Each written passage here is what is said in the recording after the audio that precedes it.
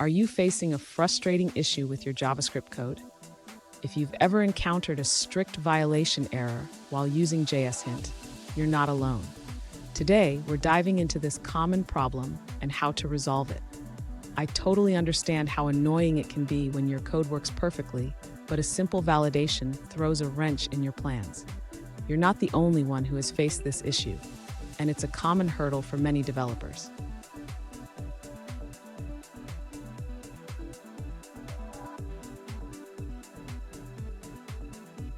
Here's the specific situation we're looking at.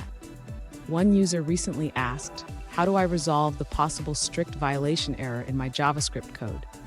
They provided a function that works fine, but JSHint flags it for using this incorrectly.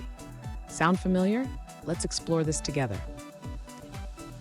So, what does this error mean?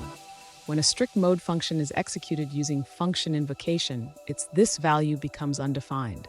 This can lead to unexpected behavior in your code. Let's break it down step by step. And stick around.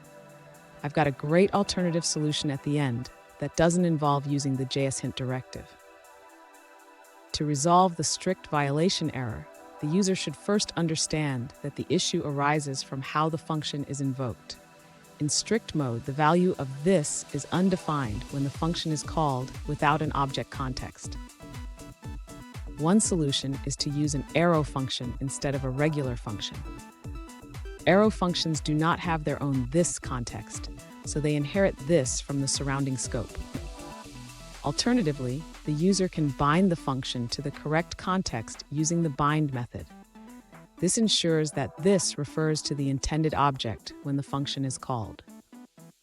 Lastly, if the user prefers to keep the function as is, they can pass the correct context explicitly when invoking the function. This can be done by calling the function with the desired context. Fun fact, did you know that JavaScript was created in just 10 days? Imagine what you could do with that kind of focus. Now, let's look at the answers provided by other users. This user suggests that in your disable export function, using this can lead to issues in strict mode where this becomes undefined.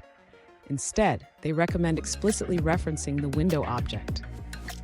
They also advise that it's better to pass parameters directly rather than relying on this, especially when dealing with functions or methods. Here's the alternative solution I promised. Instead of using the JSHint directive, consider refactoring your code to avoid strict mode issues altogether. This will make your code cleaner and more maintainable. And there you have it. You should now have a clearer understanding of how to resolve the possible strict violation error in your JavaScript code. If you found this video helpful, don't forget to subscribe for more coding tips and tricks.